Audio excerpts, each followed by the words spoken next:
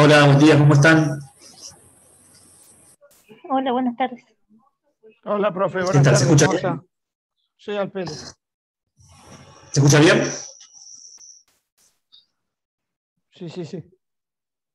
Ah, perfecto. Bueno, nada, algunas cuestiones. Bueno, primero agradecerle al centro de estudiantes, porque no nos estaban habilitando el Zoom, así que me comuniqué con ellos y fueron los que se acercaron ahí a Bedelía para poder hacer que nos conecten, que recuerden que tenemos la clase. La segunda cuestión, digo, me quisiera pedirles disculpas, digo, por lo de ayer. Eh, Nada, les quería comentar, no sé si están al tanto, digo, estamos en medio de un proceso electoral en la facultad, digo, la semana que viene hay elecciones. Cada 2 años se eligen los representantes en los claustros y obviamente cada 4 años las autoridades tanto de la facultad como de la universidad. En época de estudiante había sido obviamente participante y autoridad en el centro de estudiantes y después participé también en el consejo académico y en la asamblea universitaria.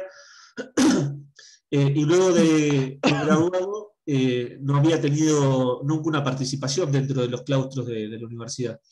Ya hace 15 años que me gradué más o menos y, digo, y nunca había tenido una participación dentro de los claustros. Este año la gestión de la facultad me ha convocado para participar del claustro graduados como candidato a consejero superior en elecciones que van a ser la semana que viene. Y por eso es que teníamos una reunión ayer y bueno, nada, no podía estar, estaba convocado justamente por las autoridades para esa reunión. Por lo tanto, creí que la reunión podía terminar más o menos a tiempo para que yo pueda regresar y darles la clase. Intenté que sea un poquitito más tarde, pero bueno, se extendió un poquito más de lo debido y no llegaba. Por eso quise avisarles y pedirles disculpas al mismo tiempo, digo, por esa cuestión. Sirva esta explicación también para hablar con ustedes, digo, y comentarles que ustedes deberán saber, digo, que la semana que viene hay elecciones, las elecciones son en todos los claustros, digo, los graduados elegimos nuestros representantes, los docentes eligen sus representantes y los estudiantes eligen sus representantes. Por lo tanto, en las elecciones, digo, de este año se van a elegir tanto al presidente del centro de estudiantes, seguramente ustedes, como también a quienes van a representarlos en el Consejo Académico, en el Consejo Superior y en la Asamblea Universitaria. Estos 3 órganos son los órganos de gobierno de la universidad. Y como buenos estudiantes de Derecho, digo, y la responsabilidad que tenemos, digo, al estudiar Derecho, ya que conocemos en profundidad más la importancia de la ley, la importancia de la división de poderes, la importancia de la justicia y de los diferentes poderes del Estado, a mí me parece muy importante que participen del proceso electoral yendo a votar. Obviamente digo que cada uno tendrá su corazón, cada uno sabrá a quién elegir, hará la evaluación correspondiente de cuál fue la agrupación, el grupo político, el estudiante que les dio una mano, que ustedes entienden que puede representarlos mejor, pero sí me parece que por un compromiso con la democracia todos deberíamos concurrir a votar. Más aún después de lo que hemos visto en esta materia y particularmente de temas que les han tocado por ahí charlarlos conmigo, que tienen que ver con lo que se sufrió durante la época de la dictadura, lo que experimentó el Estado justamente por la falta de la democracia. Entonces, quienes hemos tenido conocimiento, quienes tenemos herramientas, digo, para poder entender de la importancia de la democracia, me parece que cada proceso electoral lo tenemos que tomar como una responsabilidad y como una oportunidad de mejorar el lugar que estamos. Independientemente de que después nuestro voto sea el correcto, ¿no? Después las organizaciones hagan o no hagan lo que uno está esperando, digo, eso es parte del juego de la democracia, ¿no? Digo, entusiasmarse, comprometerse, sentirse representado y también sentirse defraudado en algunos momentos cuando alguien no nos representa como debemos. Pero sí me resultaba muy interesante poder tener una pequeña introducción con ustedes y pedirles, ¿por qué no?, digo, que se acerquen a la elección y participen. Obviamente que esto no tiene que ver directamente conmigo, porque ustedes no votan en el claustro en el que estoy yo, pero sí me parece justo y a mí me gustaría que todos participen. Así que bueno, ojalá puedan hacerse una escapadita la semana que viene a la facultad y ser parte de este proceso democrático, que es el más importante, ya que cada 4 años, como les decía, se elige decano, se elige rector, y esta justamente es la elección que elige a quienes van a elegir al rector y al decano. Bien. Gracias, Somos profe. unos poquitos por lo que... Sí. No, gracias por el consejo. No, por favor, digo, esto es una charla entre gente adulta y me parece que por ahí venía la mano, ¿no? Me parecía que es importante que nosotros, digo, también desde el lugar que estamos, resaltemos el valor de la democracia. Somos unos poquitos, pude ver las notas, vi que en el parcial por ahí les había costado un poco, y que en el recuperatorio vi notas muy altas, lo que me alegró muchísimo, y quería preguntarles a ustedes qué fue lo que pasó, si ustedes creen que al parcial llegaron con poco estudio, que puede ser una de las posibilidades, si creen que llegaron creyendo que el parcial iba a ser distinto y por ahí el sistema de preguntas los confundió, para ver si nosotros también tenemos que revisar algo y explicar algo mejor de la modalidad de examen o propiamente dicha de los temas sobre los que preguntamos. No sé, quería conocer su impresión, aunque sea 2 minutos de lo que fue el examen, tanto el parcial como el recuperatorio, y bueno, y que me cuenten qué fue lo que pasó. Pero antes, déjenme hacer una cuestión más, que es agradecerle a Emma. Digo, yo en su momento les pedí un teléfono, ¿se acuerdan que era para enviarles cuestiones que estaban vinculadas a la cátedra? Bueno, la verdad es que a Emma la he molestado en todo este tiempo y siempre ha dado respuesta y siempre ha sido la intermediaria entre ustedes y por ahí los inconvenientes que podíamos tener nosotros acá en la cátedra. Así que bueno, agradecerle también particularmente a Emma por todo el aporte que ha hecho, siendo la vocera un poco nuestra ante las comunicaciones con ustedes. Así que bueno, eso. Ahora volvamos a lo del examen y si alguien se quiere poner las cámaras y demás, así nos vemos entre nosotros, bienvenido sea, y me comenten también qué fue lo que les pareció, ¿no? Qué sensación les dejó el examen.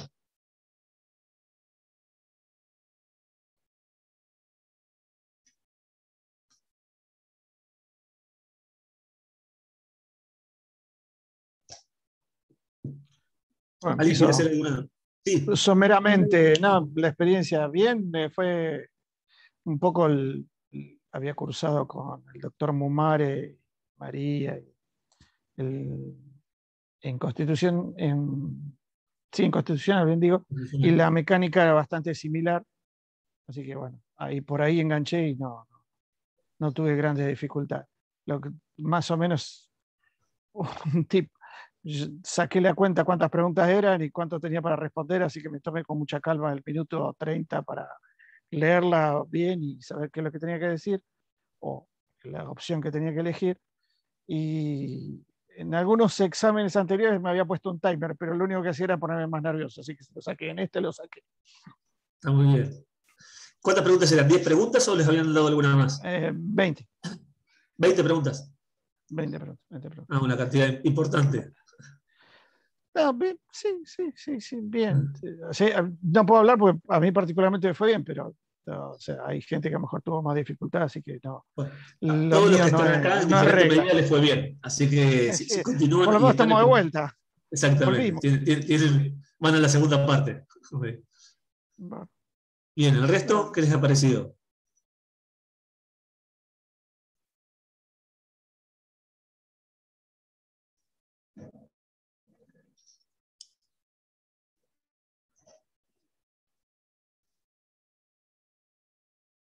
Bueno, no hay opiniones del resto. O no se escuchan si están muteados, no me parece ninguna opinión. Bueno, vamos a entrar entonces en el tema particular que nos convoca, digo, en esta clase, que es el tema de las garantías en el proceso penal. ¿De qué se trata todo esto? Me parece que es un lindo tema. Es un tema que mezcla justamente mucho de derechos humanos y quienes por ahí lleven adelante el ejercicio de la profesión, particularmente el derecho penal, es la parte, si se quiere, una de las partes más relacionadas que van a tener entre los derechos humanos y la actividad que elijan en el futuro.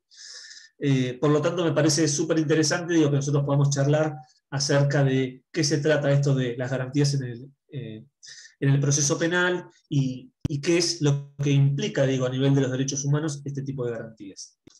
Nosotros habíamos visto, digo, dentro de lo que es los derechos que habitualmente, digo, tenemos nosotros, digo, que están plasmados tanto en la Constitución Nacional como en los tratados internacionales, que lo más complejo de esos derechos enunciados era hacerlos cumplir, era que efectivamente sean cumplidos. Y de hecho, una de las cuestiones que nosotros veíamos, que vimos en clases anteriores, estaba directamente relacionada con el principio de efectividad, que tenía que ver con esto, ¿no? Digo, ¿cómo hacemos para generar una bajada de estos derechos al derecho interno para que sean efectivamente gozados por la persona? Un poco las garantías están vinculadas a como mecanismos para poder generar y garantizar el cumplimiento de estos derechos enumerados, tanto, como les decía, en nuestro ordenamiento jurídico a través de la Constitución Nacional, obviamente las leyes propiamente dichas, y también aquellos derechos que adquirimos a través del artículo 75, inciso 22 de la Constitución, que le da jerarquía constitucional a los tratados, fundamentalmente a los tratados de derechos humanos. Cuando hablamos de derecho penal y hablamos de garantías, tiene que ver justamente con una situación muy particular que se da, que es la importancia o cuál es esa cuestión que se debe proteger fundamentalmente, digo, a la hora de tener en cuenta las garantías. ¿Qué es lo que estaríamos, o qué situación se estaría produciendo que nosotros necesitamos proteger con garantías justamente los derechos de la persona? ¿Cuál es la decisión o lo que puede ocurrir, digo, si no existieran estas garantías?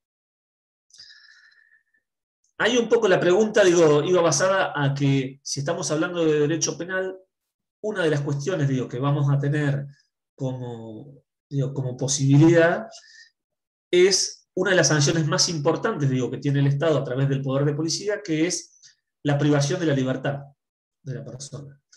Entonces, como uno de los bienes jurídicos más importantes que tiene un ser humano es justamente su libertad, las garantías lo que van a tender es a equilibrar, en primer lugar, una situación de desnivel de poderes, o de desnivel, si se quiere, de poder que existe entre el propio Estado y la persona que va a ser sujeto pasivo de un juicio penal.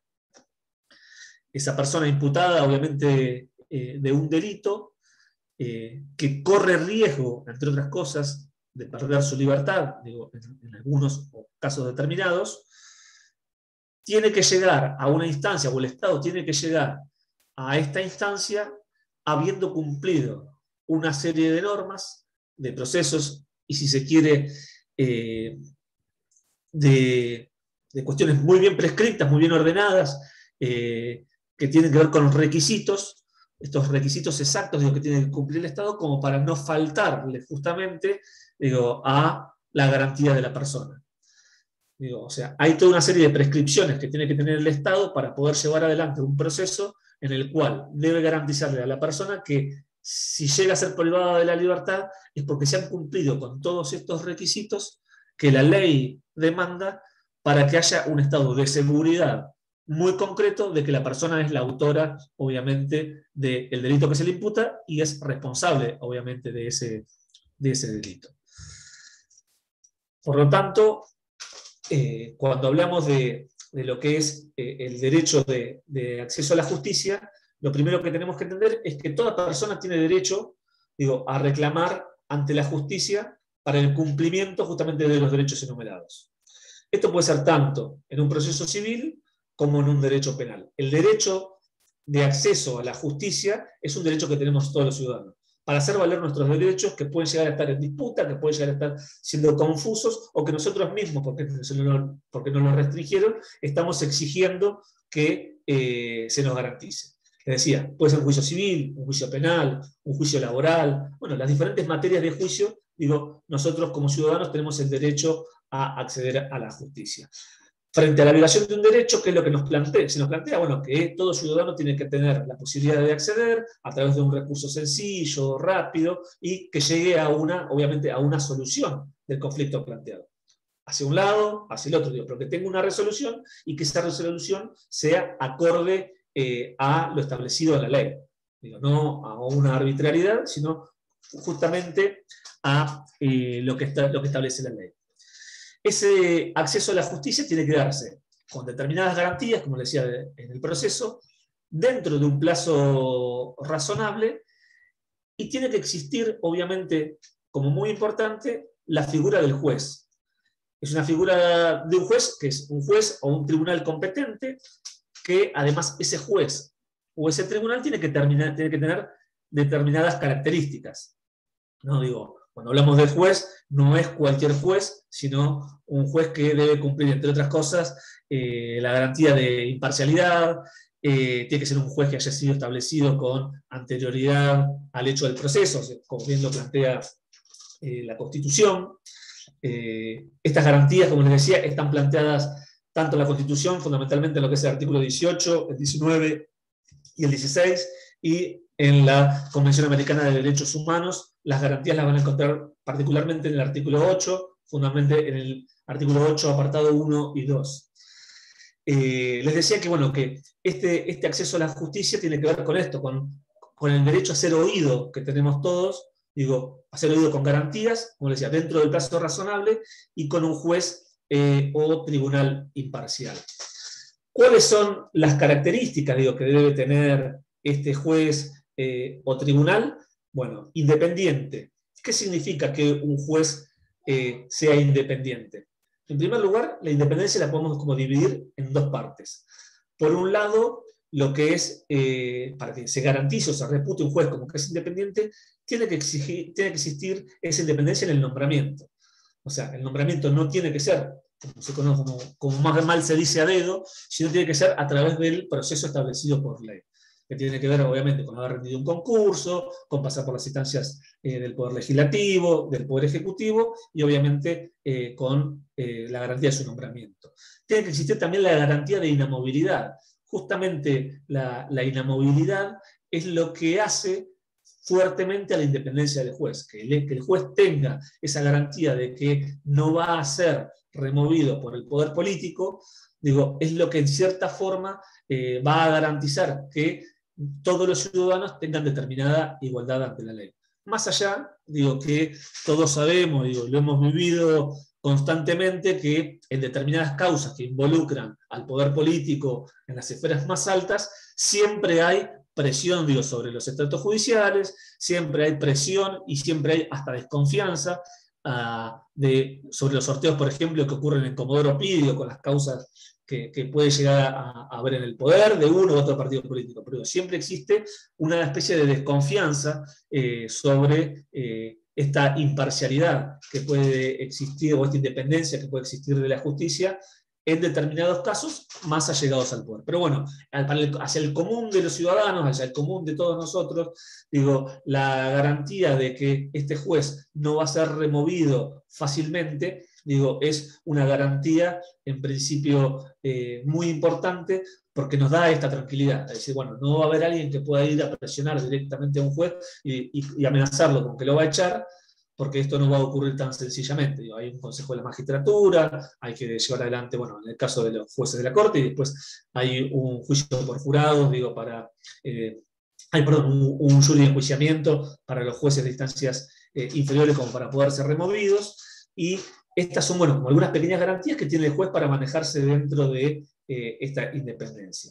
Independencia que también implica que el juez tenga que estar separado, sin vinculación directa y sin estar sometido a presiones de los otros poderes del Estado, tanto del Poder Ejecutivo, digo, como del Poder Legislativo o corporaciones. Digo, no solamente la independencia tiene que ver con la presión de la política, sino también tiene que ver con la presión que pueden ejercer otros estamentos de poder que existen, digo, en toda la sociedad. Medios de comunicación, grupos económicos, organizaciones religiosas, digo, organizaciones, bueno, diferentes organizaciones que pueden ejercer algún tipo de presión sobre la justicia y fundamentalmente, digo, sobre los jueces. La otra característica, digo, que debe tener este juez es que debe ser imparcial.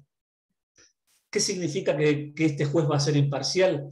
que tiene que actuar con equidistancia de las partes, ¿no? Que tiene que sentarse justo en el medio y actuar no en función de los intereses de alguna de las partes o de convicciones y prejuzgamientos propios, sino en función de lo que dice la ley.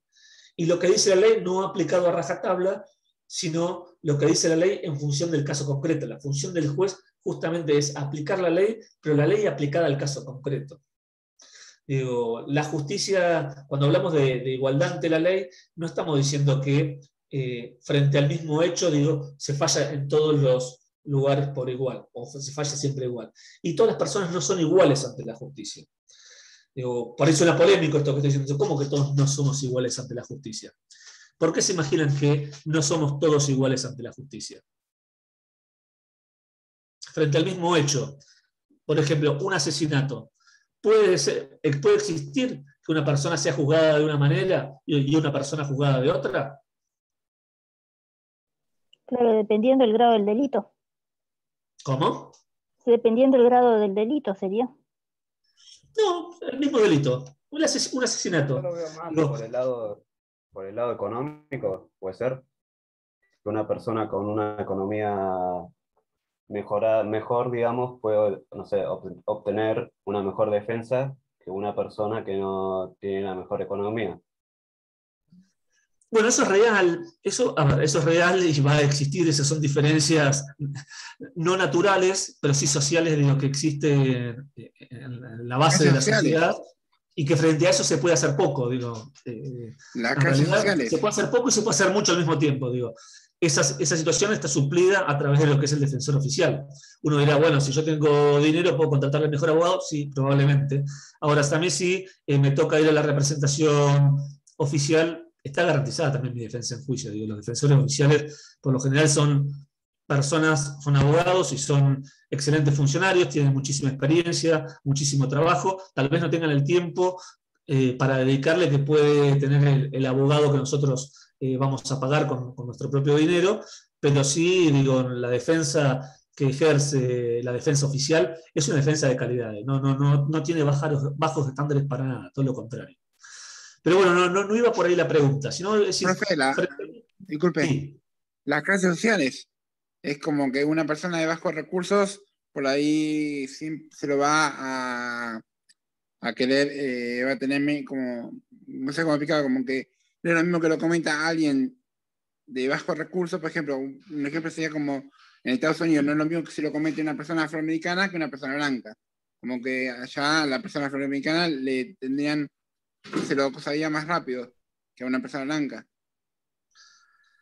Sí, eso lamentablemente es algo que ocurre, eso es una violación en realidad del sistema. Hay algunos sistemas que lamentablemente naturalizan y son proclives a que estas cosas ocurran. Eso lamentablemente está más vinculado a cómo es el sistema penal estadounidense, donde el fiscal tiene la posibilidad de negociar la pena, de negociar obviamente el pedido de sentencia y por lo tanto negociar hasta la culpabilidad o inculpabilidad de una persona. Entonces, frente a altos grados de discriminación como existía en algunos estados de Estados Unidos, lo que ocurría es que la población obviamente afroamericana era muy presionada para poder inculparse frente a la comisión de un supuesto delito por miedo a que se le apliquen mediante un juicio penas muy superiores, por ejemplo la pena de muerte. Existía, digo, frente a situaciones, por ejemplo, de robos calificados, violaciones y demás, donde no estaban dadas por ahí los extremos para poder entender que esa persona era responsable, que se tomaba o se arrestaba a una de estas personas y se lo presionaba como para que se lo inculpen. Lamentablemente, digo, hay altos grados de índice, en los índices de Estados Unidos, de personas que han sido declaradas culpables bajo esta modalidad o que se han inculpado, digo, bajo esta modalidad por miedo a tener penas mayores. Pero no me estaba refiriendo particularmente a eso. Digo, a lo que voy es cuando hablamos de igualdad ante la ley, estamos hablando que es igualdad de iguales. Y no todos somos iguales. En algún caso puede existir esta cuestión de que por circunstancias particulares se tenga en cuenta al momento de la pena la situación individuo, pero a lo que yo me referiría puntualmente en este contexto es a otra cosa. Digo, no todos somos iguales. ¿Por qué? No es lo mismo que yo asesine a una determinada mujer que si esa mujer a la que estoy asesinando es mi esposa, es mi hermana, es mi hija o es un familiar.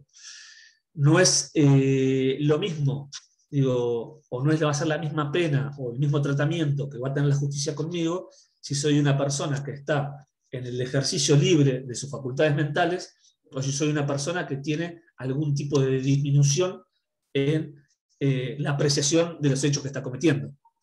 Digo, por lo tanto, las calidades de quien ejerce el delito o quien es imputado de un delito es distinta. No es lo mismo si soy un funcionario público para cometer determinados delitos que si no lo soy.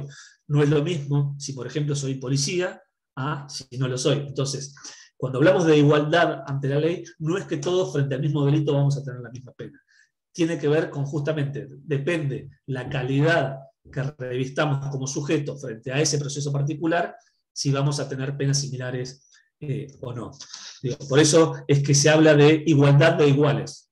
Digo, frente a un mismo delito por abuso policial de un asesinato con determinadas características, puede existir que dos policías que han cometido el mismo hecho tengan una pena similar. Probablemente van a tener una pena similar. Ahora, esto no va a ocurrir en el caso de que no revistan las dos personas esta misma calidad.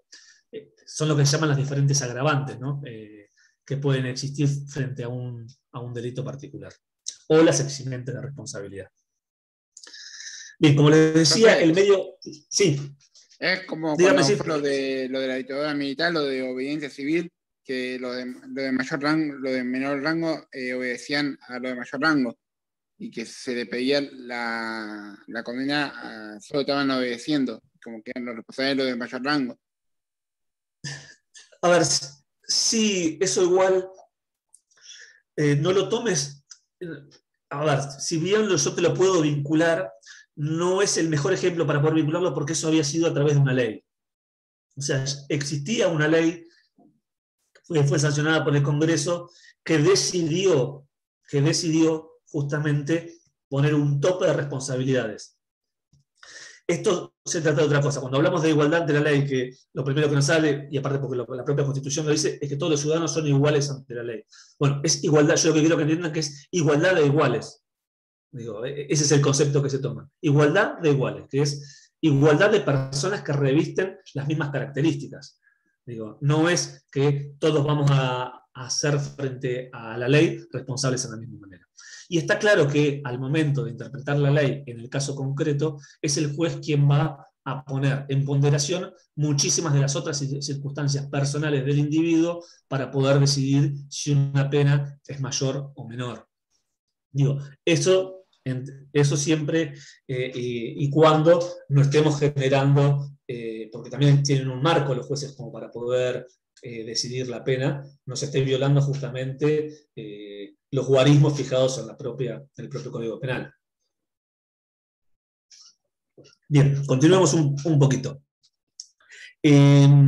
Justamente para hablar de... Bueno, y después otro de las características es la competencia. A ver, ¿qué es esto de la competencia? Bueno, la competencia tiene que ver con que ese juez que va a dictaminar en un caso tiene que estar, en primer lugar, nombrado a través o sea, tiene que estar nombrado a través del procedimiento correspondiente. El juzgado o el lugar la competencia que va a tener el juez tiene que estar dada en función de una ley que creó justamente el área donde se va a desempeñar ese juez.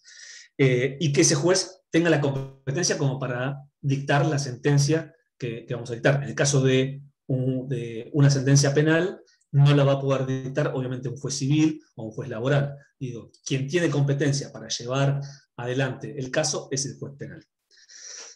¿Por qué son estas tres características que tiene, entre otras cosas, el juez? Bueno, porque esto es en definitiva para garantizarle a la persona que va a ser sometida a un proceso penal que ese juez va a tener las características y las calidades suficientes como para poder llevar adelante el proceso con total normalidad. Otra de las cuestiones vinculadas fundamentalmente a esto es que la propia Constitución y los pactos han sacado o han eliminado la posibilidad de que comisiones especiales puedan juzgar por delitos penales a una persona. Uno dice, bueno, pero ¿qué es esto de comisiones especiales? Bueno, una comisión especial que fue creada, puede ser creada por la Cámara de Diputados, por el propio Senado o por el propio Poder Ejecutivo. Le saca la potestad a todo aquel que no pertenezca al Poder Judicial y que tenga estas determinadas características de juez, de poder tomar intervención en un proceso. Justamente, digo, han existido casos donde, si se quiere, comisiones especiales han sido las que han juzgado. De hecho, una de las principales críticas que se le hace a los juicios de Nuremberg, digo, los juicios que se realizaron contra los responsables del nazismo, digo, en aquellos años, fue que el juzgamiento se produjo por una comisión de jueces que creó el bando de los aliados, el bando ganador de esa guerra, para juzgar a los responsables de las atrocidades cometidas por el nazismo. Bueno, es una de las críticas que se le hacen, más allá de que tampoco existían demasiadas posibilidades de poder hacerlo de otra manera, ¿no? Pero digo, una de las fuertes críticas que ha tenido los juicios de Nuremberg ha sido con esta cuestión de sacar a la persona del juez natural. ¿No? ¿Quién es el juez natural? Bueno, el juez natural es justamente la persona que ha sido designada a través de un procedimiento correspondiente, digo, que ha tenido la calidad de juez y que ha llegado a través del procedimiento correspondiente a ocupar ese cargo. Después se dan algunas particularidades con respecto a esto, que es, y que la Corte ha tenido que interpretarlo para ser un poco más laxo, que es, bueno, yo estaba en un proceso penal, estaba llevando adelante un juicio y de repente una reforma judicial donde se modificó la estructuración de la justicia y por ahí pasó a ser por determinadas ramas o por determinado tipo de delito, y me sacan a mi juez para ponerme a otro. Digo, muchos lo toman a esto y hay obviamente que parte de la doctrina que entiende que eso es una violación al principio de juez natural. Bueno, la Corte ha tenido una interpretación un poco más laxa porque dice, en definitiva, dice, si un juez dice asciende y se va a camarista, digo, va a ser reemplazado por otro juez y eso no implica una modificación del llamado juez natural.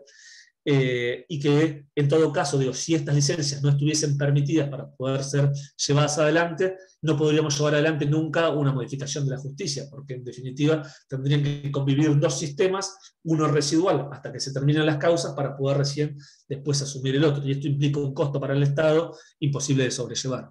Entonces, existen en determinadas circunstancias algún tipo de, si se quiere, laxitud con respecto a esta cuestión de quién es el juez natural, que está dado justamente por casos particulares. La otra situación muy, muy concreta es qué pasa ante el fallecimiento del juez. Bueno, va a haber otro juez que se va a hacer cargo de la causa, que va a poder llevar adelante el proceso y que va a tener que continuar con lo que se venía haciendo. ¿Esto perjudica al imputado? Y seguramente un poco sí, porque obviamente que el juez va a retomar el proceso donde fue dejado, va a tener que, obviamente el proceso se va a demorar porque el juez va a tener que tomar conocimiento de todo lo actuado con anterioridad y va a generar algún tipo de demora en el proceso o falta de conocimiento, digo, si esto no se lleva adelante con la responsabilidad que implica, que puede perjudicar obviamente al imputado o a la familia de la víctima, ¿por qué no también? Y entonces, bueno, estas situaciones de cambio por ahí de juez, digo, puede llegar a ser compleja. La garantía es que la persona debe ser juzgada por el juez natural. O sea, el juez natural es aquel que estaba designado, digo, con anterioridad, o sea, por una ley anterior al hecho del proceso. O sea, por lo tanto, digo, no puede haber un tribunal creado o un juez nombrado con posterioridad, digo, a que se produjo el hecho que está sometido a proceso, digo, que sea nombrado para juzgar el caso concreto. No puede haber una comisión especial, un juez especial para poder llevar adelante, digo, un juicio de estas características. Sí, obviamente que puede existir la modificación del juez por las circunstancias que le nombré con anterioridad. Este tema de la imparcialidad, yo después les voy a mandar ahí una pequeña documentación que es del Ministerio Público Fiscal, donde habla de garantías y donde hay algunos casos particulares que los ponen como ejemplos de cada una de estas garantías. Por ejemplo, en lo que es el tema de imparcialidad, hay un caso que es el caso Patti. No sé si lo conocerán, por ahí los que tenemos un poquito más de edad, digo, lo conocemos. Patti fue gobernador, fue intendente de Escobar, fue candidato en su momento a diputado, siempre tuvo un paso, si se quiere, cuestionado durante el proceso militar, por su participación, digo, dentro de lo que fue el proceso militar, y bueno, con obviamente las nulidades de las leyes y demás, como lo vimos con anterioridad, Patti es sometido a juicio. Al momento de ser sometido a juicio, que es en una causa en Santa Fe, el fiscal a cargo de la causa decide recusar al juez de la causa. ¿Cuál es el motivo por el cual decide recusar al juez? Bueno, ¿qué es lo que plantea? Este fiscal lo que plantea es que este juez, en todas las causas vinculadas a delitos de lesa humanidad, las demora. Y además que hay, obviamente, opiniones expresas de este juez en favor de las leyes de obediencia debida y punto final. Eso le daba a él la certeza, o por lo menos la sospecha, de que este juez no iba a ser lo suficientemente imparcial para llevar adelante una causa de estas características. Por lo tanto, lo recusa. Bueno, esta recusación obviamente es rechazada en un primer momento y llega por apelación a la Corte. Ahí la Corte tiene algunas posturas que no son congruentes entre ellos. Ustedes saben que es por votos, digo, lo de la Corte, pero se produce una discusión jurídica que es bastante interesante, en la cual uno de los jueces que interviene es el doctor Fay, donde se hace un planteo en el cual dice, bueno, independientemente, dice, de la calidad del recusador, dice, si justamente el instituto de la recusación y también de la excusación, digo, para el juez, es un instituto que lo que busca en definitiva es darle garantía a las partes para que estén tranquilas o tengan la plena seguridad de que el proceso se va a llevar adelante justamente por un juez imparcial. Por lo tanto, Fay tiene una postura a favor de acompañar la recusación. Sin embargo, la mayoría de la Corte, o la postura mayoritaria de la Corte, fue hacer una separación.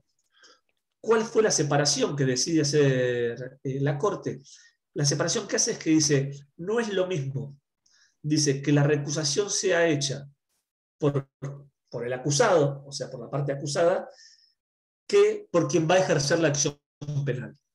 Dice, el acusado, dice, tiene todas las facultades, dice, en el código, dice, en la Constitución, para poder recusar a un juez, pero también las no enumeradas. Digo, a ver, el acusado puede recusar a un juez hasta sin expresión de causa. Digo, vos lo podés recusar porque vos no querés manifestar cuál es el motivo, pero querés que ese juez sea parte. Y como acusado tenés ese derecho. Dice, el poder de recusación que tiene la parte acusada es totalmente amplio. Ahora, las facultades recusatorias que tiene quien va a ejercer la acción penal son más restringidas y por lo tanto rechaza la recusación propuesta por el fiscal y mantiene al juez en el cargo. Obviamente que me parece que es interesantísimo, digo, todo el fallo general, más allá de que uno pueda estar de acuerdo con una cosa o con otro. Yo, sin embargo, soy de los que, tanto como Fight, entiendo que si hay un viso de desconfianza por parte de alguna de las partes con respecto a la parcialidad o imparcialidad de un juez, esta posibilidad de recusar tiene que ser amplia. ¿Y por qué lo digo? Porque no solamente está el fiscal detrás de la parte acusadora en un caso de estas características, sino también están los familiares de las víctimas, que tranquilamente podrían sentirse que ese juicio que se está llevando adelante no tiene las garantías suficientes como para poder encontrar justicia. Entonces me parece que en ese caso, frente a una recusación, que es un hecho tan grave como, tan grave o no, pero digo, es justamente la necesidad o la garantía de poder decir, bueno, quien va a tomar la decisión, en definitiva, es una persona que se va a mantener equidistante de las partes, me parece que es fundamental, así sea que lo plantee el fiscal. La Corte opina distinto y nosotros nos vamos a basar obviamente en la opinión de la Corte, ¿no? Si yo les preguntara mañana, si tienen la misma facultad de recusación, la parte acusadora como la parte acusada, bueno, me tendrían que contestar que no, que según la Corte, la parte acusadora solo tiene para poder recusar al juez los fundamentos, o si se quiere, los requisitos establecidos en la propia ley. No tiene una facultad amplia de recusación. Pero bueno, me parecía interesante, después se los voy a pasar al caso, son casos muy cortitos, que por ahí son ejemplos de cada una de las garantías como para que las puedan ver en profundidad. Me gustaría, es más, leerles, que lo tengo acá, justamente el planteo de Fay. A ver si lo tengo acá, déjenme un segundo. Sí, Fay dice, cuando se invoque algún motivo serio y razonable que funde el temor de parcialidad, los jueces no pueden desconocer que dichos planteos, precisamente, procuran hacer regir el derecho de defensa en juicio, y por tanto no pueden ser desconocidos con exclusivos fundamentos de carácter ritual o aparente. Esa es la opinión de Fay.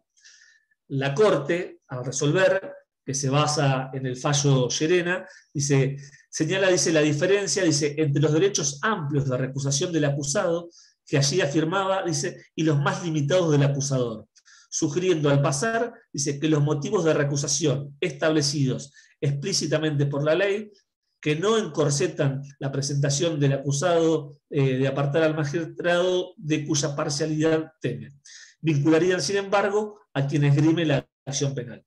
O sea que no está directamente vinculado esta posibilidad de recusar al juez con facultades amplias de la parte acusadora.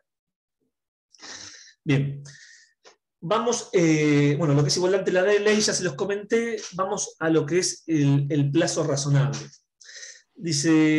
Bueno, el plazo razonable, de un proceso de juzgamiento, está discutido acerca de qué significa plazo razonable. Si yo les preguntara a ustedes, ¿qué es un plazo razonable para poder ser juzgado? ¿Y por qué es importante el plazo razonable? ¿Qué me contestarían?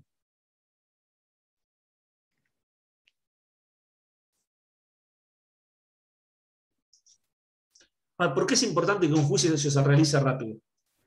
Porque muchas veces es pertinente que exista, digamos, una decisión judicial rápida.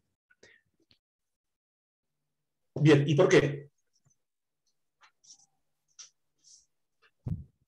No sé, por ejemplo, pueden existir casos que estén años de años y, no sé, tal vez exista prisión preventiva o muchas veces en situaciones, digamos, de derecho a la salud, en la que es importante que exista una respuesta rápida de los jueces. Bien, a ver, vamos de un juicio penal. Estamos hablando de un juicio penal. ¿Por qué es importante que sea rápido? Ya sabemos que es importante que sea rápido. ¿Ahora por qué? Para que tenga juzgamiento el acusado, que se lo juzgue con una sentencia firme. Bien, pónganse en el lugar de que cometieron, de que no sé si cometieron o no, pónganse en el lugar de que se los está acusando de un delito penal. ¿Por qué es importante que sea rápido? Que el juicio sea rápido. Para que haya justicia y se sepa la verdad. Y también, no sé si me pide. Sí, yo te entiendo, Juan, ¿eh? Sí. A ver.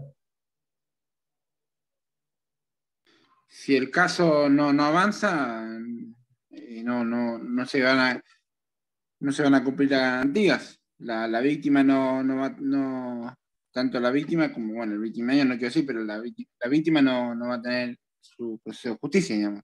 Va a quedar siempre ahí, o en el caso de la familia de la víctima. No. A ver, hay un poco de eso, primero las dos partes. El proceso judicial es un proceso estresante, es un proceso agotador, es un proceso que va a afectar psicológicamente a las partes. A un imputado, como a quienes son parte, si se quiere, como familiares de las víctimas o como víctimas. Digo, es un proceso que lamentablemente, digo, es un proceso complejo que genera un daño en la persona, fundamentalmente en la parte emocional, en la parte psíquica, y ese proceso, digo, en el caso de que uno sea culpable o inocente, es importante que se produzca y que sea rápido. Digo, más aún si uno es inocente, ¿no? Digo, esto en el caso de la persona acusada. Obviamente, en el caso de los familiares de las víctimas, digo, no quieren estar reeditando por 10 años, 5 años, 8 años, digo, estar detrás del juicio para ver si obtienen justicia por lo que le pasó a ellos o a un familiar. Necesitan que la justicia dé una respuesta rápida, porque lo que les pasó a ellos les pasó ahora, les pasó ayer, hace una semana, hace un mes. De un lado y del otro, digo, siempre es importante que la justicia actúe con celeridad. La justicia que no llega a tiempo no es justicia, se dice comúnmente. Bueno, tiene que ver con esto, con que si yo era inocente de un delito que se me acusaba y tuve un proceso largo, yo todo ese proceso, digo, ¿cómo lo recupero? Les voy a contar un caso. Yo trabajé en la Procuración Penitenciaria de la Nación. Es un órgano de derechos humanos que lo que se encarga es de velar por las condiciones de detención de los presos en las cárceles federales. En una de esas entrevistas que tenía con los detenidos, me toca un caso de una persona que estaba con un proceso en casación. Hacía 7 años que estaba detenido. En el proceso de detención había sufrido en varias oportunidades, muchas oportunidades, golpizas. Lo habían lastimado y mal, había estado internado por esas golpizas. Fue violado, un hombre fue violado durante su detención, fue violado en varias oportunidades y contrajo SIDA, producto de esas violaciones. El hombre, oriundo de Olavarría, estaba detenido, procesado, no con condena firme, por violación. La violación se había producido supuestamente dentro de un hotel de alojamiento y la persona violada era su exmujer. Obviamente que ese proceso fue detenido, digo, por esta situación, y mientras estuvo procesado y detenido en el proceso, sufrió todas estas situaciones. 7 años después recupera la libertad con un juicio que manda a hacer nuevamente casación, donde se termina estableciendo de que la persona que obviamente el hecho que se le imputaba no era real, que la violación no había ocurrido, pero este hombre pasó 7 años detenido, sufrió violaciones, contrajo SIDA, fue golpeado en reiteradas oportunidades y tuvo el trato de un violador dentro de las cárceles, que lamentablemente es algo muy complicado. Bueno, situación que por más dinero, por más juicio que tenga contra el Estado, no va a recuperar. Digo, esa persona, digo, obviamente que perdió su trabajo, perdió amistades, perdió vínculos, perdió relación con sus hijos, digo, contrajo una enfermedad, digo, vivió 7 años de tortura prácticamente. Bueno, esta falta de garantías que existió en ese proceso y el retardo, digo, en encontrar justicia, llevó a que esta persona haya vivido un calvario, digo, tremendo. Tremendo. Pero bueno, nada, son algunas cuestiones, digo, que nos deja, o que por lo menos nos obliga a repensar acerca de los procesos judiciales y cómo llevar adelante los casos que muchas veces tienen establecida una presión mediática, ¿no? de por medio. Entonces, es una situación muy compleja. Y más cuando estamos hablando de situaciones que, obviamente, hoy en día están todavía mucho más en boga porque son situaciones de género, ¿no? Y la realidad indica que así como hubo un caso de estas características, donde una persona, digo, fue condenada y no debería haber sido condenada, también existen cientos de casos similares e iguales, donde hubo una violación y donde no terminan en condena. Digo esto porque no quiero que se entienda que es una cuestión contra por ahí los reclamos de género que comparto, ¿no? No quiero que alguien piense de que estoy poniendo en duda alguna cuestión de género que no lo es para nada. Me parecía importante por ahí comentarles el caso, porque el proceso penal, como conocemos, el proceso penal que nosotros esperamos, es un proceso penal que tiene determinada rigurosidad y determinado rigor científico, y todas las etapas cumplirse como se tienen que cumplir para que cuando una persona es condenada, podamos tener la certeza de que esa persona es condenada porque es culpable. Y me parece importantísimo que nosotros podamos entender a las garantías desde ahí. Muchas veces vamos a ver que hablan de los jueces garantistas, de esto, del otro. Es cierto que hay muchos abusos dentro de lo que es la justicia, que hay muchas cuestiones que no se cumplen como se deberían cumplir, que hay muchas personas que por ahí deberían estar detenidas y que no lo están. Ahora, eso no tiene que ver con el garantismo. Las garantías son las que protegen a todos nosotros de cualquier tipo de situación de abuso que pueda llegar a tener el funcionamiento del Estado frente a nuestros derechos. Entonces, cuando se habla de garantismo, nosotros tenemos que defender lo que son las garantías, porque son los derechos que nosotros tenemos como individuos. Ahora, después, si esas garantías en algunos casos son mal utilizadas para poder ser más laxos a la hora de la liberación de un detenido o a la hora de una persona que viene cometiendo los delitos sistemáticamente ponerla en libertad, bueno, esa serie de cosas, tal vez sean errores que la justicia tenga que corregir, y debe corregirlos porque hay un reclamo social fuerte con respecto a eso. Pero nosotros no tenemos que ir por las garantías, porque las garantías en definitiva son lo que nos protegen a todos los ciudadanos de esta fuerza superior que tiene el Estado para poder avasallar nuestros derechos y fundamentalmente nuestra libertad. Bien, vamos a lo que les comentaba del plazo razonable. Bueno, plazo razonable porque la persona necesita encontrar justicia rápidamente, tanto la víctima como la persona acusada, o en su caso los familiares de las víctimas. ¿Cómo se va a reputar? ¿Cómo se establece que un plazo es razonable? ¿Qué es razonable? ¿1 año, 2 años, 3, 5? ¿Cuál es el plazo razonable? Hay alguna interpretación de los órganos internacionales que plantean que un juicio mayor de 50 meses, 5 años, ya es un juicio que no está teniendo un plazo razonable, ¿no? Que está avasallando justamente el derecho de la persona de ser juzgada dentro de este plazo razonable. Sin embargo, a nivel local, a nivel nacional, nosotros, la Corte ha interpretado que el plazo razonable no se puede reputar en función de la cantidad de años que dura un proceso. Que el plazo para poder reputar si esa cantidad de años es razonable o no, o ese tiempo es razonable o no para la culminación del proceso, se deben tener en cuenta algunos parámetros. En primer lugar, la debida diligencia con la que obró el órgano jurisdiccional. En segundo lugar, la conducta asumida por el acusado o por las partes. La tercera cuestión a tener en cuenta es la complejidad del asunto, y el cuarto punto es el análisis global de la causa.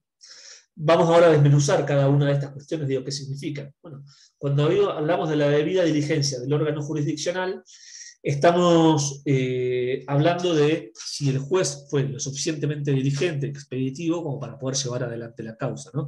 Si libró definitivamente a tiempo las órdenes para que se realice un allanamiento, las órdenes para poder llevar adelante los medios de prueba propuestos por las partes, bueno, si realmente el fiscal fue una persona que se dedicó a generar comportamientos totalmente recursivos y no colaborativos con la causa, en realidad lo que trató fue de ir frenándola, dilatándola y demás, tanto el fiscal como alguna de las partes.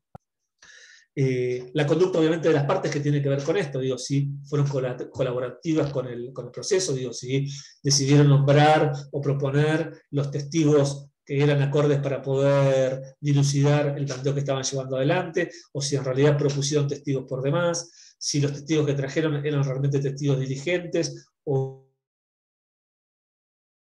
digo, se llevaron adelante los medios de prueba, se apelaron lo que correspondía o apelaban toda medida que podía llegar a ser un poco contraria por el solo hecho de apelar y dilatar la causa. La complejidad del asunto habla con justamente la investigación. Digo, si fue una investigación sencilla o fue una investigación más compleja. Digo, no es lo mismo seguramente un secuestro, un asesinato o unas lesiones, no es lo mismo si eso fue filmado, si hubo testigos, si no hubo testigos, no es lo mismo una causa, por ejemplo, penal que tenga que ver con una defraudación, donde hay que investigar la participación, papeles de una empresa, donde hay que poder encontrar una ruta de un dinero o las causas de narcotráfico. Las cosas tienen determinada complejidad y los procesos de investigación son muy variados.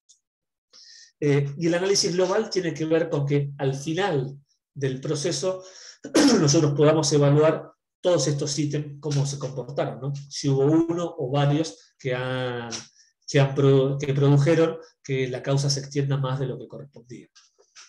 Por lo tanto, estas son algunas de las cuestiones que van a determinar si una causa está realizada dentro de lo que es un plazo razonable o no. Dentro de estos casos que les comentaba, que tiene el Ministerio Público Fiscal, está el caso de la causa de Gustavo Vélez. No sé si lo recuerdan, Gustavo Vélez, hoy funcionario nacional. Gustavo Vélez en su momento había sido ministro, y como ministro del Interior, en un programa de televisión, mostró la foto de uno de los principales espías a nivel nacional, uno de los espías, si quiere, más conocidos y más nombrados. Digo, si alguien le pregunta, dígame el nombre de un espía del Servicio de Inteligencia Nacional, y conocemos uno solo. El que conoce uno solo, que es el nombre de Estiuso. Digo, Antonio Estiuso había sido el director de operaciones de inteligencia, de la CIDE, y por diferentes circunstancias en un programa de televisión Vélez muestra una foto. Obviamente que la identidad de los espías es una identidad reservada, digo, no es conocida, no se puede mostrar porque pone en peligro también la vida de estas personas. Esto generó que Vélez sea imputado del delito, obviamente, de la revelación de secreto. Bueno, había cometido un delito que iba contra justamente la función que él tenía. Bueno, la causa se dilató, digo, por diferentes circunstancias, fue avanzando, se hizo larga, pero a Vélez se lo absuelve de responsabilidad. Entonces el fiscal decide apelar esta absolución. Vélez, el planteo que realiza es que justamente por el paso del tiempo, digo, y al haber él tenido una sentencia favorable que lo absolvía, otra vez, digo, someterlo a un proceso de estas características era como un doble juicio, una nueva estigmatización, como que él ya había sido parte de este proceso. Eso llega, obviamente, a la procuradora, y la procuradora, obviamente, dictamina en favor de Vélez y ordena al fiscal de la causa retirar la acusación. Lo que se discutía, en cierta forma, o el parámetro de justicia que se discutía, era si se podían reeditar cuestiones que estaban precluidas, o sea, que ya tenían una sentencia firme, si esto era en detrimento del acusado que había sido absuelto. Y bueno, obviamente que al punto que se llegó es que esto no puede llevarse adelante. Obviamente que no es posible reeditar cuestiones hayan tenido como finalidad o como hayan tenido como resolución del pleito la absolución del imputado. O sea, justamente por la finalización. Sí puede existir un nuevo juicio para poder declarar, en todo caso, una absolución o bajar una pena, pero justamente por los derechos que tiene la persona imputada, no puede ser, obviamente, vuelto a realizarse un juicio para poder condenarlo. Bien, hay otro caso que se da en estas características que tiene que ver con lo de con lo de los plazos, es el caso Guillermo, se conoce como caso Guillermo o Yacyretá, y en este caso lo que ocurrió fue que se había realizado la empresa binacional Yacyretá, la empresa hidroeléctrica, a través de un convenio entre Argentina y Paraguay.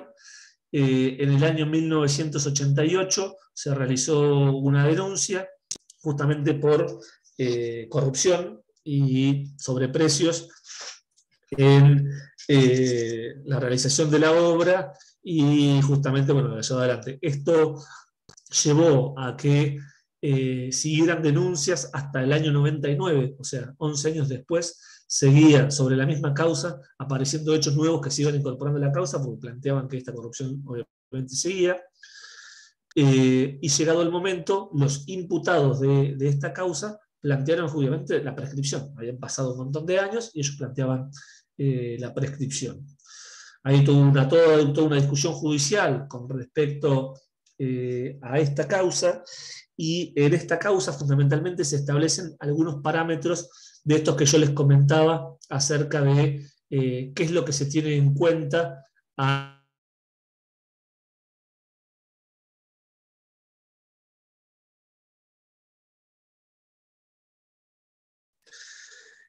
obviamente que acá estaban involucrados funcionarios públicos, por lo tanto no es la misma situación, como les decía, no todos somos iguales, es la igualdad de iguales. Bueno, al estar involucrados funcionarios públicos, al estar en discusión una causa que tenía que ver con corrupción, y al haber el Estado, entre otras cosas, firmado los pactos para poder eliminar la corrupción del Estado o la persecución de la corrupción y demás, se establecieron algunos puntos que me parece que son importantes. ¿Qué se establece en esta causa?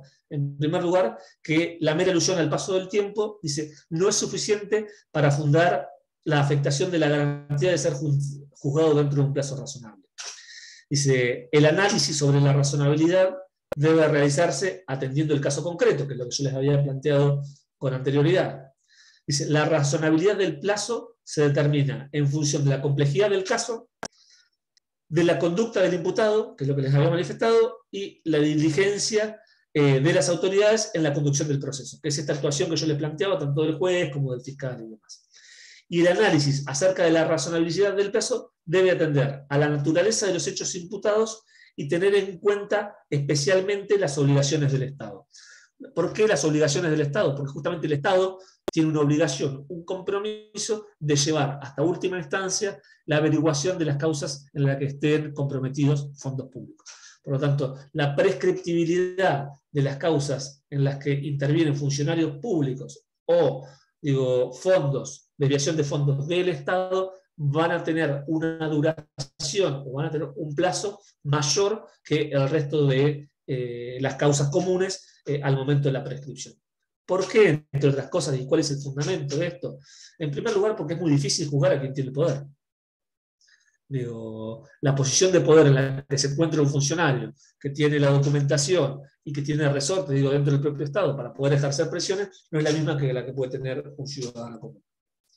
Y como por lo general, en este tipo de causas se involucran grandes sumas de dinero, que son fondos públicos, hay obviamente una obligación del Estado en profundizar sobre ese tipo de cuestiones y no garantizar la impunidad. Bien, vamos a la cuestión de juez natural, que ya se los había planteado, y lo que es el debido proceso. ¿Qué es el debido proceso? Vamos a seguir llegar hasta el debido proceso y después vamos a dejar el resto para la próxima clase. Debido proceso, en primer lugar se entiende por debido proceso aquel que cuenta en principio mínimamente con 4 partes. ¿Cuáles serían las 4 partes fundamentales de este proceso? A ver, estamos hablando de un proceso penal. ¿Cuáles creen que tienen que ser estas partes que sí o sí tienen que existir para que el proceso sea completo, sea un proceso justo y demás?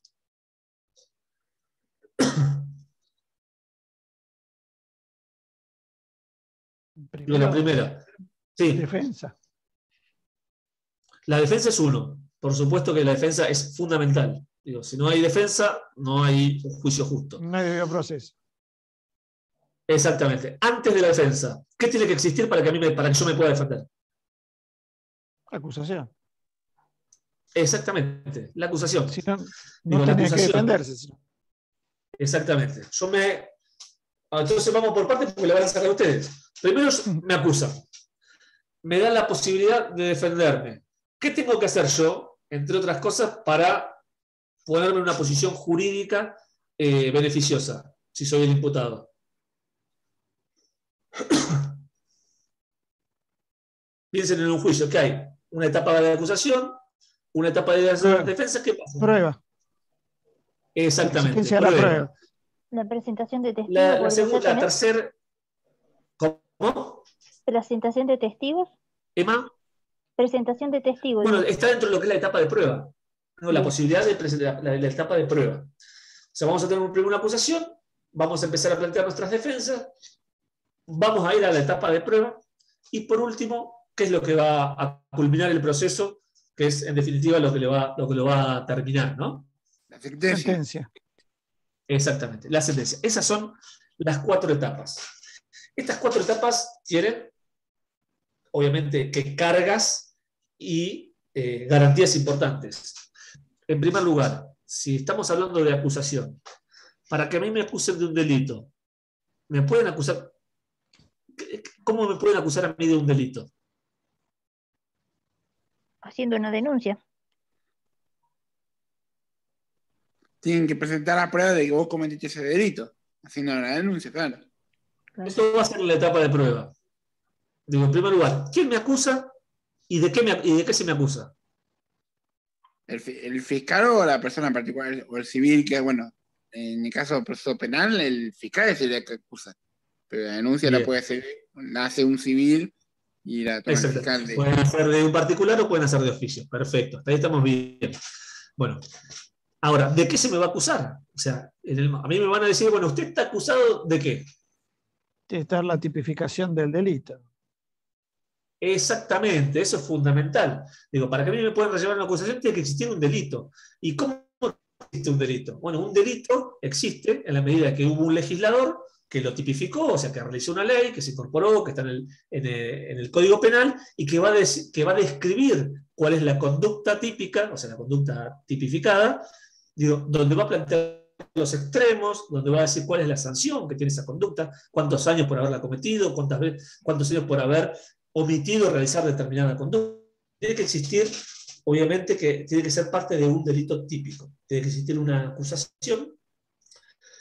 Ese delito tiene que estar, como les decía, tipificado y quien me va a acusar tiene que ser la persona indicada, o sea, la persona que en justicia puede acusarme. En este caso, planteamos del fiscal.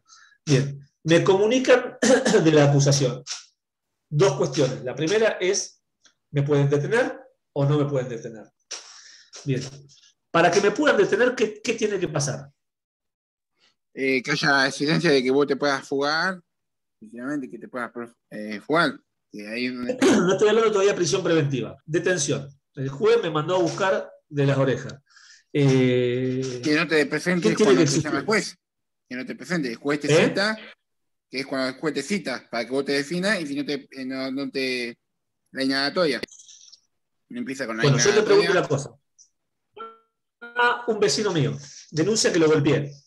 Va a la policía, realiza la denuncia. Viene la policía, me lleva detenido. ¿Puede? Y sería un delito como infragante, por así decirlo. Te detiene para procesarte. Pero antes para hacer una indagatoria. No, sería... ¿La policía me puede detener y me va a procesar la policía? La policía no, la policía te detiene si tiene la orden del juez. Exactamente. Lo que tiene que existir es una orden de detención. Si me quieren detener, lo primero que tiene que existir es una orden de detención. Exacto. Bien. Les voy a comentar un caso muy cortito. Hace poco fueron las elecciones, las primarias, las PASO. Fui fiscal de una agrupación política, no viene al caso, ¿no? llega el momento del recuento de votos. El momento del recuento de votos es el único momento en el que un fiscal de un partido político puede ejercer su derecho. Si durante todo el proceso de la votación no está, no pasa nada. El presidente de mesa había acumulado todos los votos arriba de la mesa, habían puesto todos juntos, los cuerpos enteros, los cortaditos, todos juntos, y los contaba así. ¿Eso qué hacía? Que yo no pueda saber si lo que estaba contando esa persona estaba bien, y yo tenía serias dudas de que lo que estaba contando ese presidente de mesa estaba bien. Entonces yo le pedí que por favor no cuente de esa manera, que separara los cuerpos enteros y que mostrara las boletas al momento de contar.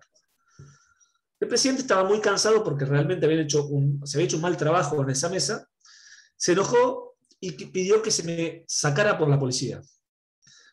Cuando vienen los gendarmes en primer lugar a querer sacarme, yo les digo que no, porque digo, ¿cuál es el motivo por el cual me querían sacar del cuarto oscuro? Digo, el momento de la votación, que yo estaba ejerciendo obviamente como fiscal mi derecho a poder generar un conteo transparente, y que yo no me iba a retirar, salvo que me dieran los argumentos por los cuales, bueno, obviamente que esto generó algún tipo de conflicto. Vino otro gendarme, ¿no? Y llegó la policía. Cuando llegó la policía, lo que hicimos fue, obviamente que ellos venían para retirarme, yo no me iba a poner a forcejear con la policía, porque ya no tenía ningún sentido, me retiré con la policía, dejamos otro fiscal para el recuento de votos, pero que se realice con los términos que nosotros habíamos planteado.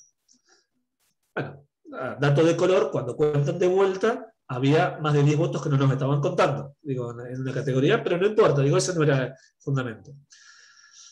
Como el pedido fue hecho por un presidente de mesa y el presidente lo que planteaba era que yo estaba haciendo un disturbio en la mesa, me pidieron todos los datos, todas las cuestiones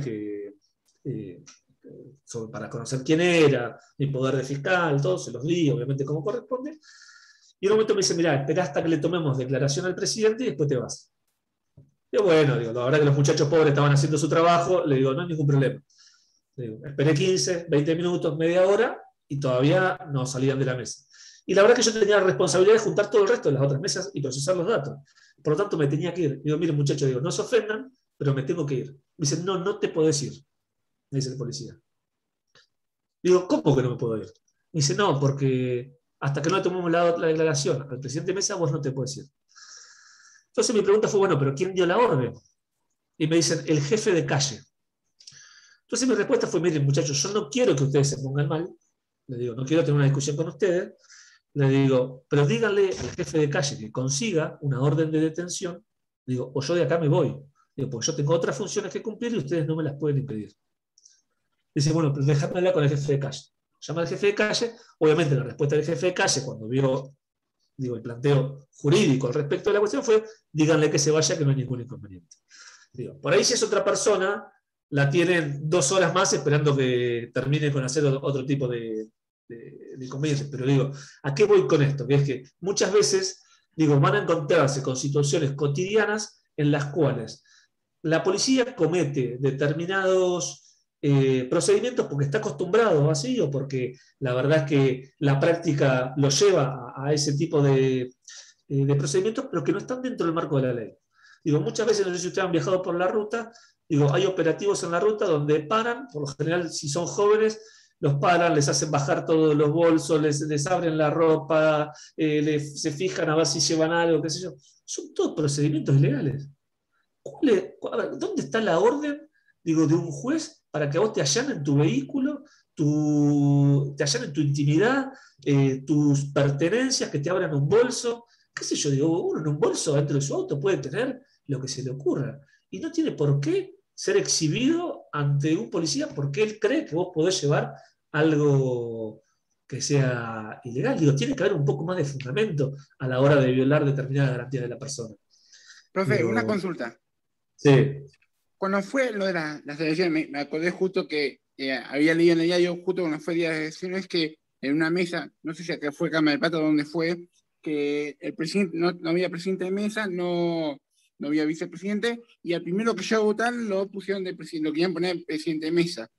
Y él, como él tenía nada, lo habían llevado detenido, porque él había existe una obligación a que si vos estás obligado a que si vos ya no hay presidente te pongan como presidente de mesa.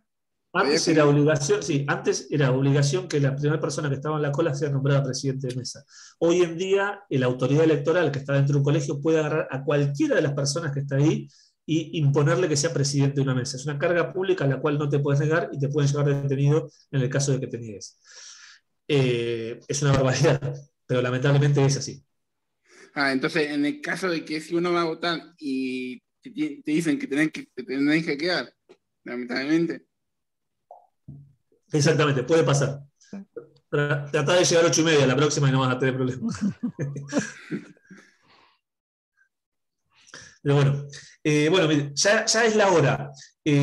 Vamos a continuar. Yo voy a estar, esta semana tenía que dar martes y miércoles, ya pedí disculpas, digo, por lo de ayer.